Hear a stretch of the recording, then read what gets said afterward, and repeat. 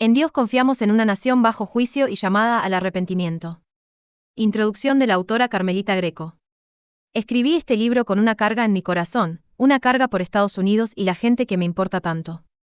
He tenido la suerte de nacer y crecer en Estados Unidos, una nación que históricamente ha valorado la libertad, la fe y el trabajo arduo. Nací y crecí en el sureste de Michigan con comienzos muy modestos y descubrí que las libertades que nuestra nación me ha ofrecido eran todo lo que necesitaba para lograr una buena vida. Las libertades que disfrutamos y la herencia bíblica que trae esperanza y amor mutuo fueron la sustancia necesaria para una joven con muchas metas elevadas. Me entristece que los Estados Unidos que una vez experimenté se hayan alejado progresivamente de los cimientos sobre los que se construyó con el tejido moral que sustentaba los valores familiares, la creencia en Dios y el servicio. Nos hemos rebelado contra todo lo que hace a nuestra nación digna de bendición. Nos hemos rebelado contra la libertad individual, los valores familiares, la vida y el mismo Dios. Comenzamos eliminando la oración de nuestras escuelas públicas en la década de 1960, y luego eliminamos los 10 mandamientos de nuestros edificios públicos.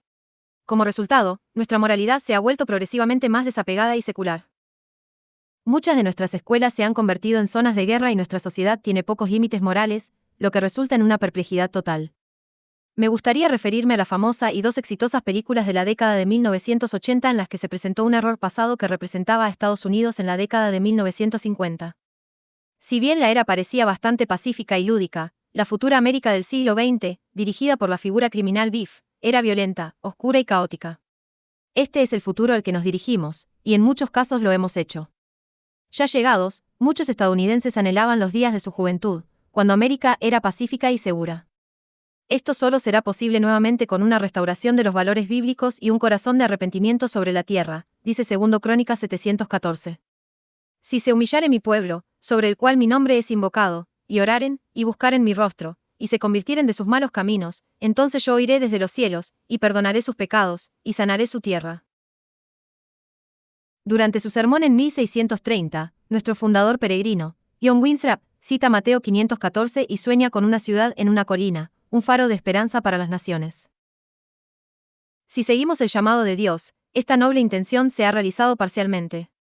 Pero en los últimos años hemos visto un profundo declive moral, una guerra contra nuestras libertades y un aumento de la corrupción política. La bendición de Dios viene con una alineación devota con la palabra de Dios y los caminos de Dios. Cuando descuidamos el llamado a la justicia, nos preparamos para el juicio de la misma manera que las naciones fueron juzgadas en el pasado. Muchas personas han reemplazado al Dios de nuestra fundación con dioses de oro y plata, el mercado alcista y dioses falsos y extranjeros, dando como resultado una falta de moralidad, una guerra contra la vida, aumento del crimen, división y desconcierto total. La gente está más confundida hoy que nunca. Los absolutos morales y la verdad ya no se enseñan como constantes en nuestras instituciones y escuelas públicas. La ciencia ha sido reemplazada por filosofías que se ajustan a ideologías numéricas, cambios de género, matrimonio y justicia. Estos cambios en la cultura han presentado una moralidad que permite a una mujer eliminar a un niño incluso después del nacimiento sin sanción penal. California v. 2223. Además, a los niños se les enseña a elegir un género en lugar de aceptar el nacimiento. Bajo eso, Dios les dio el divorcio y la actividad sexual promiscua también está en aumento, junto con un aumento en las enfermedades de transmisión sexual. También la violencia armada frecuente en nuestras escuelas, la trata de personas, la anarquía y el suicidio están aumentando constantemente. El cambio moral nacional ha invertido la brújula moral y ha dejado a nuestra sociedad en ruinas. Isaías 520 dice: «Ay de los que a lo malo llaman bueno y a lo bueno malo, que ponen tinieblas por luz y luz por tinieblas y amargo por dulce y dulce por amargo».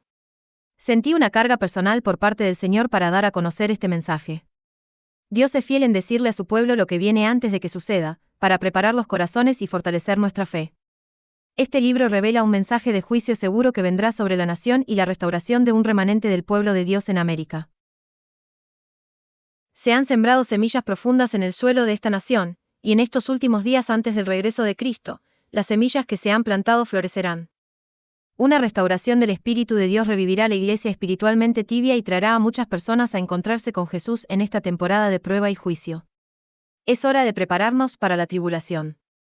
Las guerras y los rumores de guerras están a nuestra puerta, junto con la inflación, el aumento de la inseguridad mundial y la posible escasez de alimentos. Jesús dijo en Juan 1633, «Todo esto les he dicho para que tengan paz en mí aquí en la tierra». Tendréis pruebas y dolores, pero confiad porque yo he vencido al mundo. La esperanza para nuestra nación se encuentra en nuestra herencia bíblica y en la persona de Jesucristo. Él es nuestra esperanza eterna en la que podemos poner nuestros corazones. Él es nuestra salvación y el fundamento sobre el que podemos apoyarnos. Debemos volver a Dios y confiamos.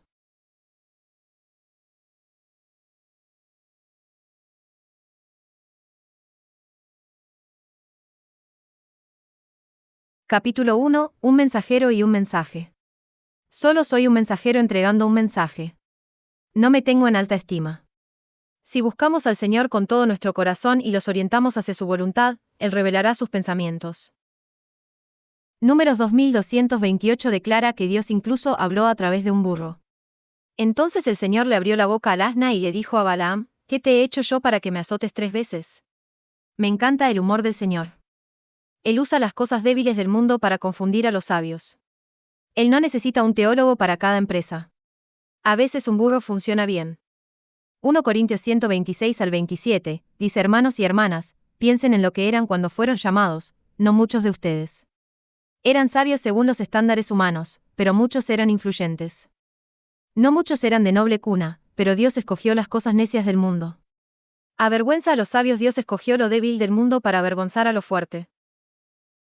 Si eres un vaso dispuesto a ser usado, Dios te usará para su obra. Me conformo con ser el burro en el que cabalga el Señor, dijo Jesús en Juan 1027.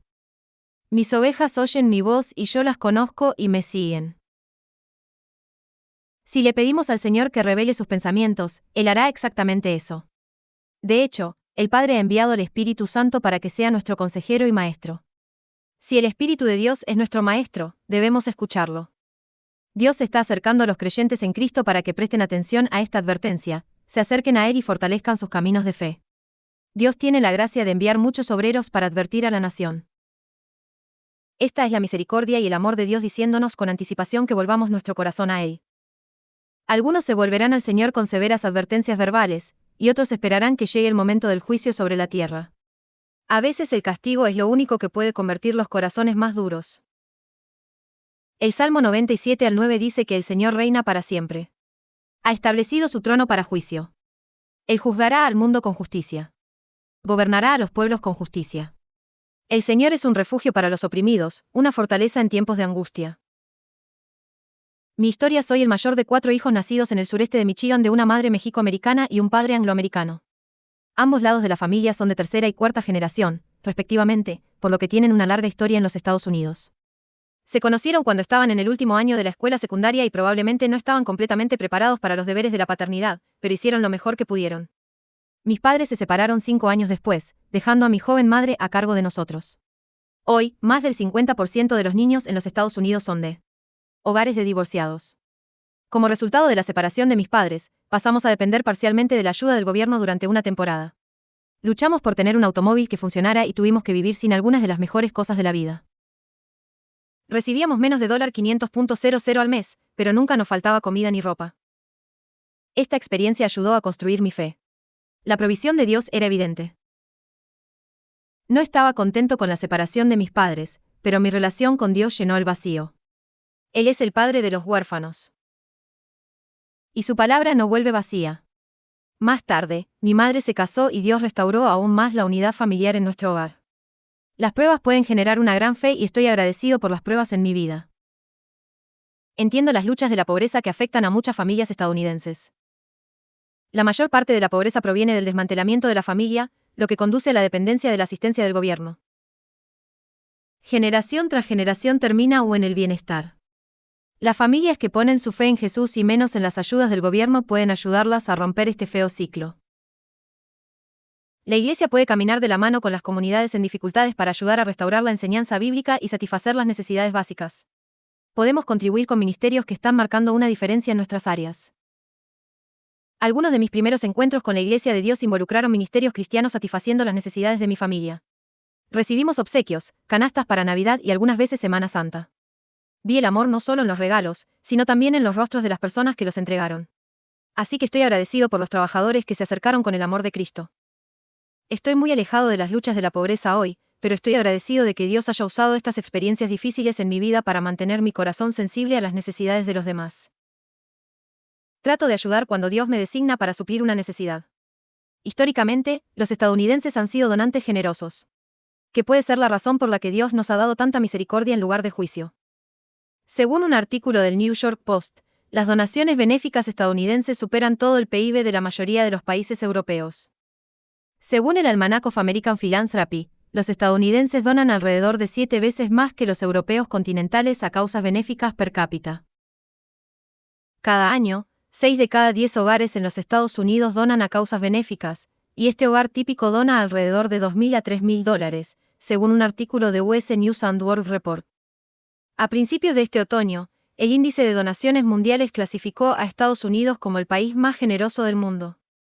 Este índice es publicado anualmente por la Charity Aid Foundation sin fines de lucro con sede en el Reino Unido y se basa en 10 años de datos de una encuesta mundial anual realizada por Gallup, la firma estadounidense de análisis y asesoría.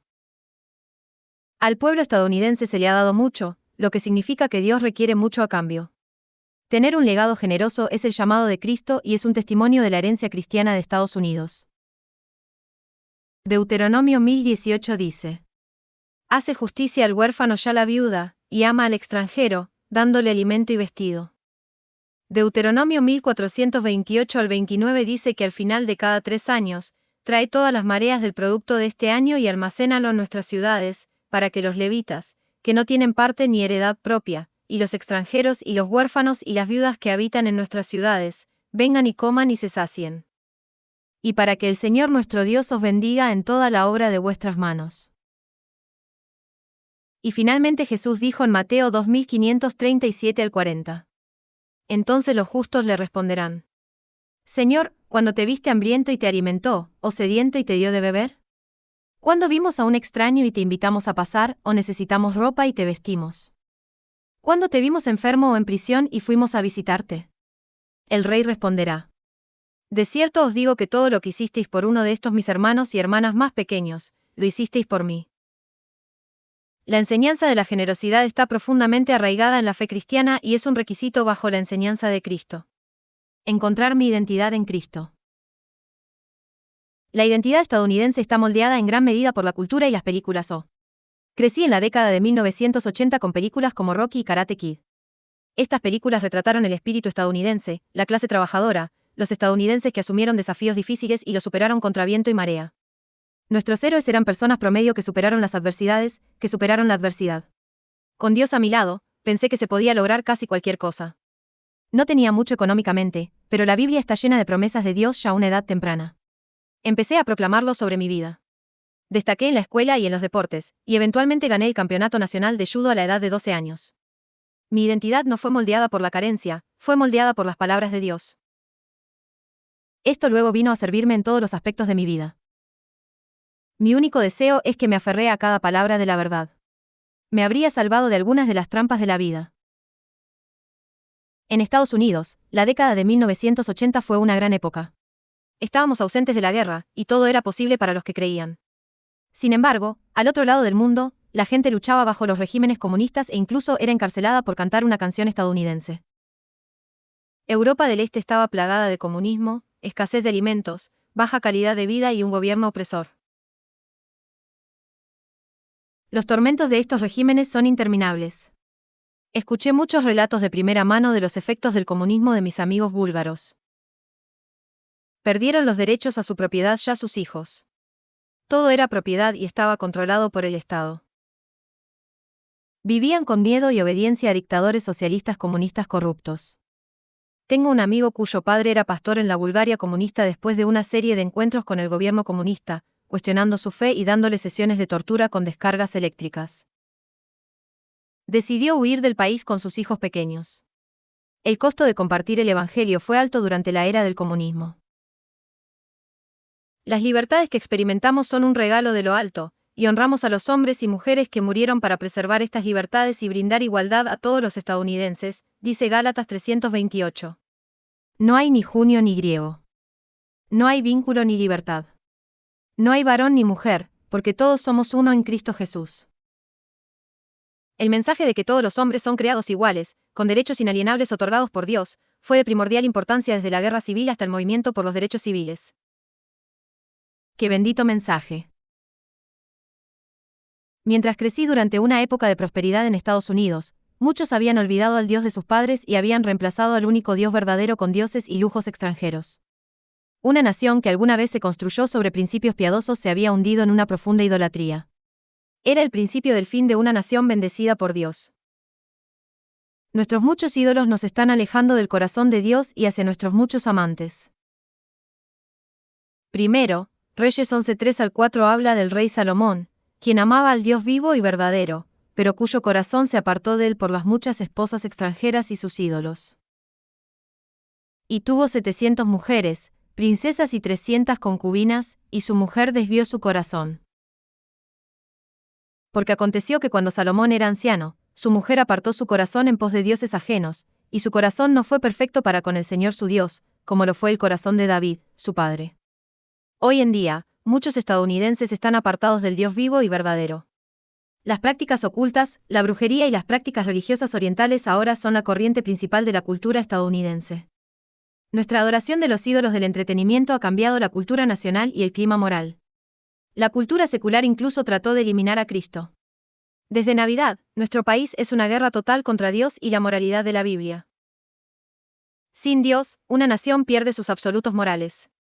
Lo que estamos experimentando en la cultura popular actual es el resultado de la eliminación de los límites que alguna vez dieron forma a nuestra sociedad. Sin fronteras, incluso las prácticas más tabú se vuelven comunes. La inmoralidad sexual, el aumento del crimen y la confusión son el resultado de una pérdida de reglas y límites morales. Restaurar a Dios en nuestra nación comienza de corazón a nivel individual. Jesús es el autor de nuestra esperanza. Mateo 1221 dice que en su nombre pondrán las naciones su esperanza. Mi llamado es un llamado de arrepentimiento a una nación apartada del único Dios vivo y verdadero, el Dios que nos dio libertad, prosperidad y esperanza para nuestro futuro.